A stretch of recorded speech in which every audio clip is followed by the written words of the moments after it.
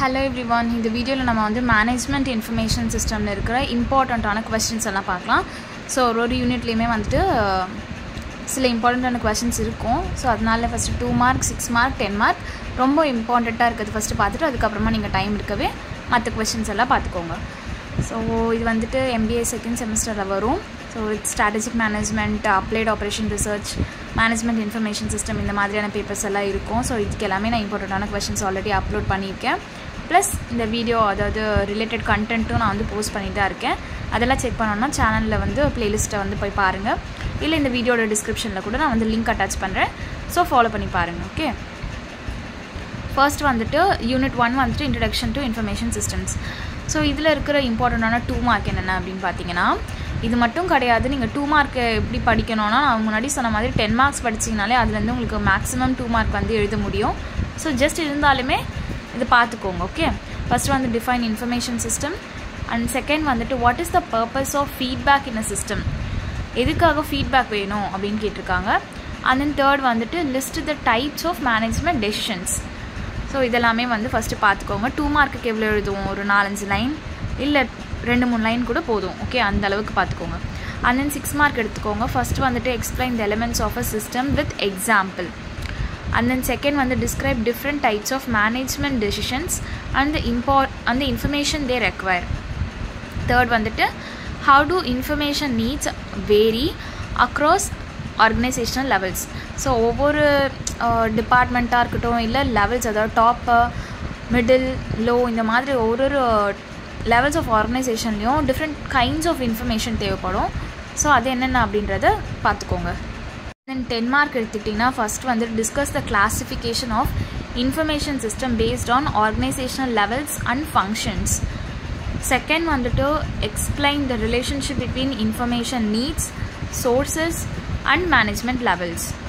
தென் third வந்துட்டு describe the structure and activities of management in an information system focusing on input, process, output and feedback.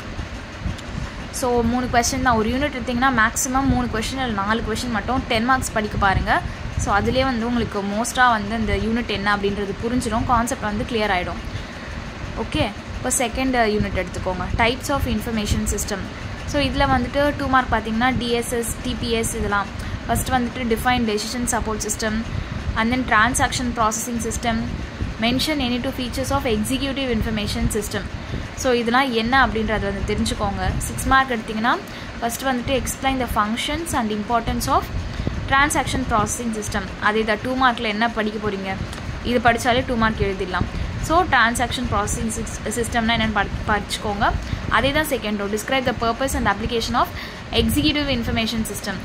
2 markலேயும் இருக்குது, 6 markலேயும் இருக்குது. So இது வந்து நல்லா பார்த்துக்கோங்க, executive information system. And then third வந்துட்டு differentiate between intelligence information system and decision support system. So difference மாதிரி கேட்டிருக்காங்க. ஃபஸ்ட் நீங்கள் ரெண்டுமே என்ன அப்படின்னு தெரிஞ்சுக்கிட்டாங்களே உங்களுக்கு வந்து அந்த டிஃப்ரென்ஸும் ஈஸியாக எழுத முடியும். ஓகேவா? அண்ட் தென் 10 mark எடுத்துக்கிட்டிங்கன்னா ஃபஸ்ட் வந்துட்டு compare and contrast the key types of information system. ஒன்று வந்து TPS, transaction processing system, DSS, decision support system, and then EIS, executive information system.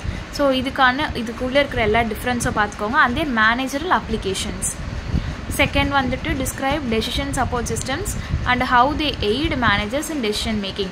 So பார்த்த வரைக்குமே நல்லா தெரியுது, டிஎஸ்எஸ்னால் வந்து ரொம்ப இம்பார்ட்டன்ட், டிபிஎஸும் தான், இஐஎஸும் தான். ஸோ அதனால் இந்த யூனிட்டில் வந்துட்டு இது நல்லா ஃபோக்கஸ் பண்ணி பார்த்துக்கோங்க.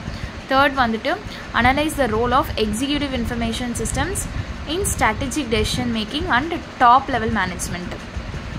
சொன்ன மாதிரி அதே 3 question தான் வந்துட்டு 2 mark 6 mark 10 markல வருது, பார்த்துக்கோங்க அதை நல்லா. And then unit 3 functional management information systems.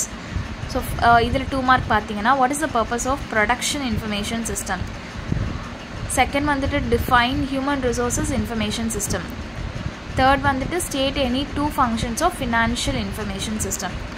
எல்லாமே இன்ஃபர்மேஷன் சிஸ்டம் பேஸ்டு தான். ஸோ அதனால் வந்து 2 markல இதுக்கு வந்து ஓரளவுக்கு டெஃபினேஷன் பார்த்துக்கோங்க.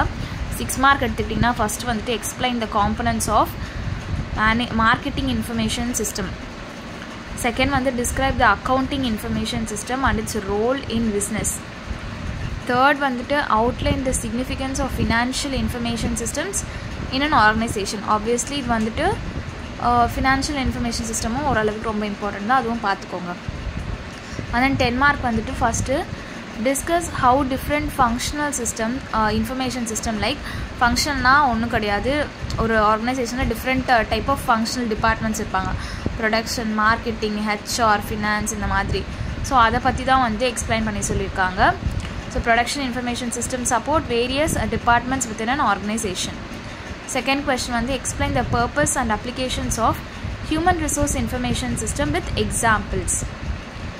அண்ட் தேர்ட் வந்துட்டு describe how marketing information system support the marketing decision making process. So எதுவாக இருந்தாலுமே வந்து நீங்கள் ஒரு இன்ஃபர்மேஷன் சிஸ்டம் படிக்கிறீங்கன்னா அதோட அப்ளிகேஷன் என்ன, ரியல் டைமில் அது வந்து எப்படி யூஸ் ஆகுது அந்த ஆர்கனைசேஷனுக்கோ இல்லை மேனேஜர்ஸ்க்கோ எப்படி வந்து யூஸ் ஆகுது அப்படின்றத வந்து ஃபஸ்ட்டு ஒரு இம்பார்ட்டண்ட்டான பாயிண்ட்டாக பார்த்துக்கோங்க. ஓகேவா? அண்ட் தென் ஃபோர்த் யூனிட் வந்து system analysis and design. So இதில் வந்து ஃபஸ்ட்டு நீங்கள் வந்து சாஃப்ட்வேரில் இல்லை ஐடியில் ஒர்க் பண்ணிங்கன்னா ஓரளவுக்கு இது வந்து தெரிஞ்சிருக்கும். எஸ்டிஎல்சினா சாஃப்ட்வேரில் வந்து நம்ம என்ன சொல்லுவோம்னா software development life cycle. So இங்கே வந்துட்டு சிஸ்டம் டெவலப்மெண்ட் லைஃப் சைக்கிள், எப்படி வந்துட்டு ஸ்டார்டிங்லேருந்து எண்டிங் வரைக்கும் அது போகும், ஒரு சைக்கிள் எப்படி இருக்கும் அப்படின்றது தான்.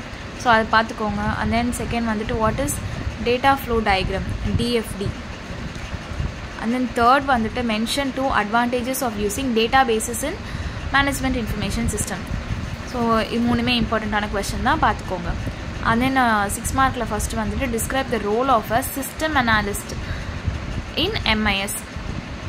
ஓகே, சிஸ்டம் அனாலிஸ்ட் இருந்தாங்கன்னா அவங்களோட ரோல் என்ன அப்படின்றத படிச்சுக்கோங்க, பார்த்துக்கோங்க.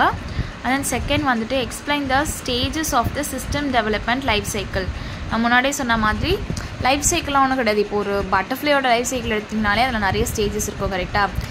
அந்த மாதிரி தான் ஒரு ஸ்டேஜும் என்னென்ன ப்ராசஸ் நடக்குது அப்படின்றத வந்து தெரிஞ்சுக்கோங்க. அண்ட் தென் தேர்ட் வந்துட்டு illustrate a simple data flow diagram with an example. So 2 மார்க்கில் பார்த்த மாதிரியே தான் டிஎஃப்டி இம்பார்ட்டன்ட், ஸோ அது வந்து பார்த்துக்கோங்க.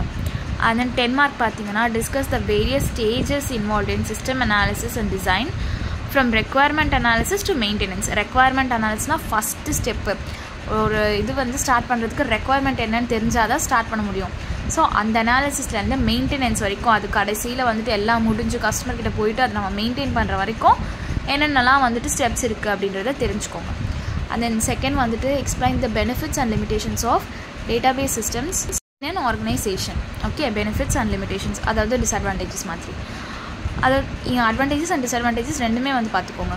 அண்ட் தென் தேர்ட் வந்துட்டு analyse the importance of SDLC in the design, evaluation and maintenance of the MIS பார்த்துக்கோங்க. ஓகே, 5th யூனிட் பார்க்கலாம். அண்ட் தென் இதில் வந்துட்டு ERP and decision making in MIS. So first இஆர்பினா என்ன அப்படின்னு தெரிஞ்சுக்கோங்க, அதோட காம்பனன்ட்ஸ் 2 காம்பனன்ட்ஸ் என்ன அப்படின்னு பார்த்துக்கோங்க. அண்ட் தென் சிஆர்எம் வந்துட்டு நீங்கள் ஒர்க் பண்ணுறீங்கன்னா ஓரளவுக்கு தெரிஞ்சிருக்கோம், கஸ்டமர் ரிலேஷன்ஷிப் மேனேஜ்மெண்ட், அதை பற்றி தெரிஞ்சுக்கோங்க. அண்ட் தென் 6 மார்க் எடுத்துக்கிட்டிங்கன்னா describe the benefits of ERP systems for organizations and differentiate between ERP and a traditional information system.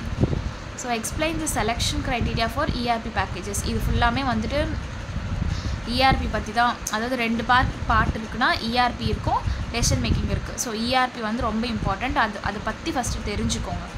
And then 10 mark எடுத்துக்கிட்டிங்கன்னா discuss the role of ERP systems in modern business focusing on integration and efficiency.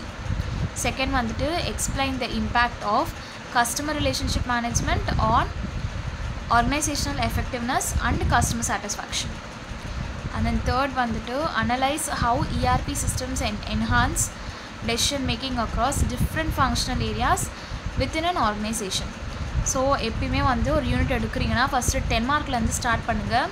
So அப்போ தான் வந்து உங்களுக்கு ஒரு concept மாதிரி புரியும். 6 mark அந்த மாதிரிலாம் எடுக்காதீங்க, ஃபஸ்ட்டு 10 மார்க் படிங்க, அதுக்கப்புறமா 6 மார்க், அப்புறமா தான் 2 மார்க். ஓகே, ஸோ ஏதாச்சும் டவுட்ஸ் இருந்ததுன்னா நீங்கள் வந்து கமெண்ட்ஸில் சொல்லுங்கள். ஒரு 5 யூனிட்ஸ் இருக்குது அப்படின்னா நீங்கள் வந்துட்டு நிறைய மார்க் எடுக்கணுன்னா தான் 5 யூனிட்ஸும் படிக்கணும். இல்லை ஓரளவுக்கு வந்து 60-70 எடுத்தால் போதும்னா 3 யூனிட்ஸ் ஃபஸ்ட்டு தெளிவாக படிச்சுட்டு போங்க. ஓகேவா?